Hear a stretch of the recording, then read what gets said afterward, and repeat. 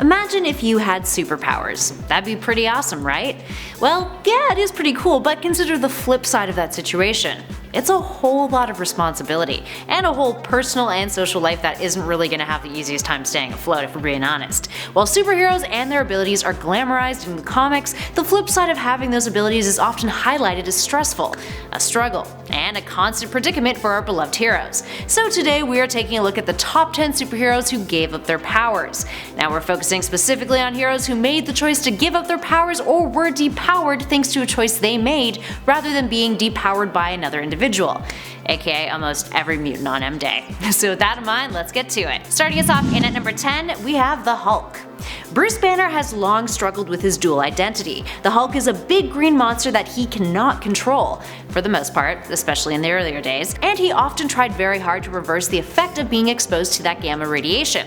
Now because of this, he has been cured of the Hulk in many a storyline, all thanks to his determination to finally be rid of him.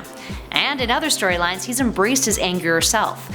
Perhaps one of the most iconic moments when Bruce gave up his powers was in issue 315 of The Incredible Hulk, where the two were separated. Bruce goes on to live a regular life, marrying Betty Ross, but the Hulk still lived on, and was essentially a super destructive, mindless being who caused a whole lot of trouble for everyone else. So Banner had to do the right thing and reunite with the Hulk for the greater good. Sucks. But that's usually the case with the Hulk now, isn't it? Moving on to number 9, we have Ghost Rider. Like some of the other heroes on our list, Ghost Rider is a superhero whose powers alter him in ways that can be rather inconvenient. I mean, if you had a vengeance demon tagging along with you that made you turn into a flaming skeleton wearing leather, you would kinda be annoyed by carrying out his dirty work, wouldn't you? Such is the case with the first Ghost Rider, Johnny Blaze, who became the host for the demon Zarathos.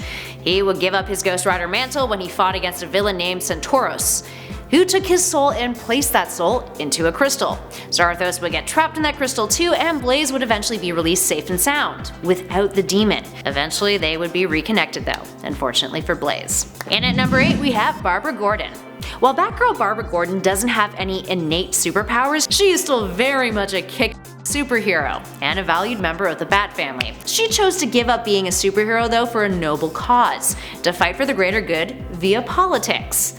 Her father, Commissioner James Gordon, was receiving pressure to run for Congress. Now he was reluctant, so in Detective Comics issue 422, Babs suggests that she run instead, having just experienced a former boyfriend struggling with his life and returning to crime. She wanted to make a difference, specifically with prison reform. So she ran to be Gotham's congresswoman, and she won. Her career in politics would last a while, but eventually she would return to the Cape and Cowl in 1975 when she lost her re-election bid thanks to pulling double duty and fighting crime. Up next at number 7 we have Captain America. Steve Rogers lands on this list with a bit of a double whammy. For starters, he lost his powers in 2014 in Captain America issue 21, in which the super soldier serum was drained from his body and he became old, losing a lot of his strength, but keeping a sharp mind. This was a result of him going up against the Iron Nail, a former S.H.I.E.L.D. agent. Now he would eventually regain his powers from Kobik, a sentient being made from shards of the Cosmic Cube. In another famous instance though, Cap gave up something more meaningful than his powers. Arguably, his identity as Captain America. So let's be honest, much of what Cap does as a superhero is to inspire others. There's a reason why he's so popular and beloved. He is the epitome of what freedom and America supposedly stand for. But there came a time when Steve learned that the government was corrupt, so he gave up the mantle, instead becoming a vigilante called Nomad. A man without a country. Moving on to number 6, we have The Thing. Ever since the Fantastic Four were transformed and given superpowers, The Thing, aka Ben Grimm, has always had hard feelings about his transformation, no pun intended. While Reed, Sue, and Johnny could get away with passing as normal people and hiding their powers, Ben obviously couldn't. Look at him. He was permanently physically altered, and this hit him hard emotionally, once again no pun intended. All Ben wants is to return to his normal self. It's a big part of his character's identity, and a few occasions the comics actually saw him returning to that normal self, but only for a short period of time before it was reversed. For example, the storyline was explored in Fantastic Four issue 167, in which he had returned to his normal self, and Luke Cage was actually brought into the Fantastic Four to replace him. Ben had a big issue with this, and 2 issues later, Cage was ditched, with Ben wearing an exosuit to mimic his previous powers as the Thing. That didn't last long either, with him returning to his rocky self by issue 175 of the same series. Up next in our number 5 spot, we have Doctor Strange. Once upon a time, Stephen Strange thought the world was safe enough for him to step down from his role of Sorcerer Supreme and give up his powers.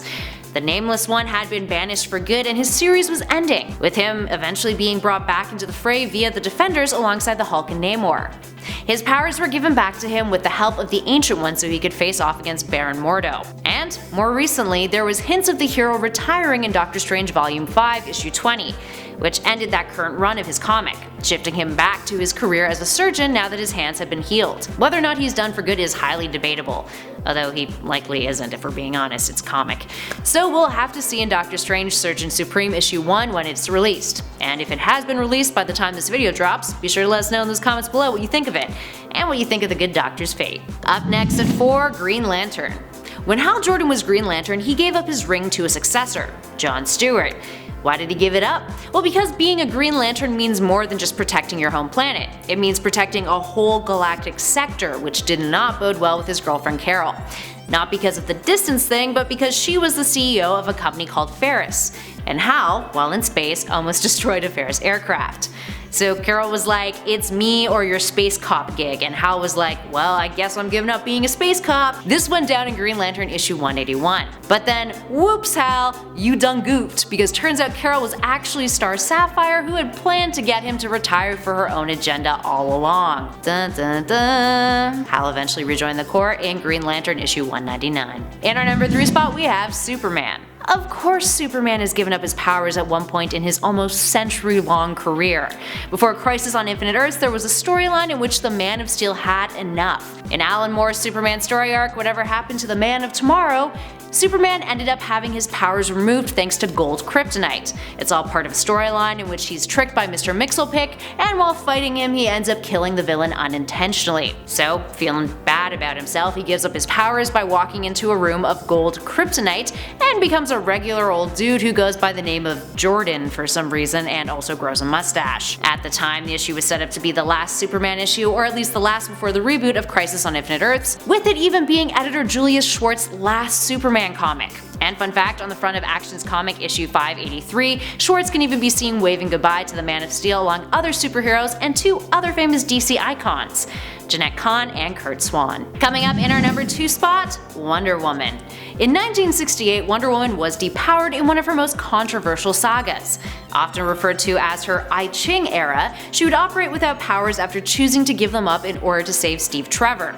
At the time, the Amazons were planning to leave Earth for another realm in order to rejuvenate their magic, and Diana passed on that, giving up her powers, costume, and even her lasso in order to stay behind with her boyfriend. You can see why this is controversial. She ended up befriending a blind martial artist who is actually a pretty bad racial stereotype of a character and also a poor disability stereotype, might I add. His name was Ching, who trained her, teaching her how to fight in combat again because apparently she lost all knowledge of her Amazonian training. Okay, anywho, this lasted for 5 long painful years. Ching was eventually killed by a sniper and the Amazons restored Diana's powers. As you can imagine, a lot of people were pissed off about the storyline.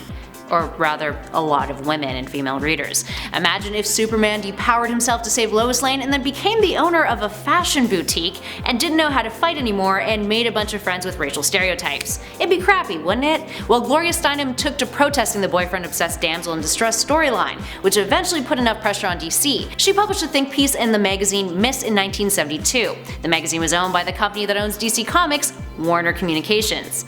Wonder Woman's powers were restored in 1973 because of it. And last but not least, in our number 1 spot, Spider-Man. Spider-Man is the quintessential superhero struggling with the responsibility of being a vigilante versus maintaining an everyday life. So naturally, Peter Parker has sacrificed a lot over the years. It's kind of a shtick.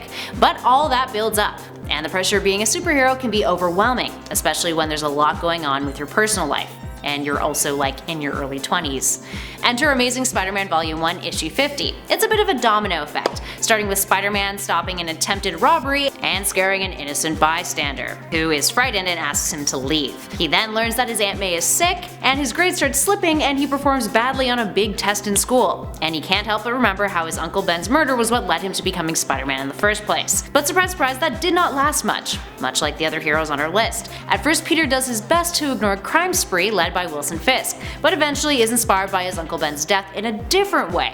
He remembers that great power means great responsibility, and that no matter how hard his personal life is, he cannot stop fighting for what is right. I quote, "I can never permit one innocent being to come to harm because Spider-Man failed to act."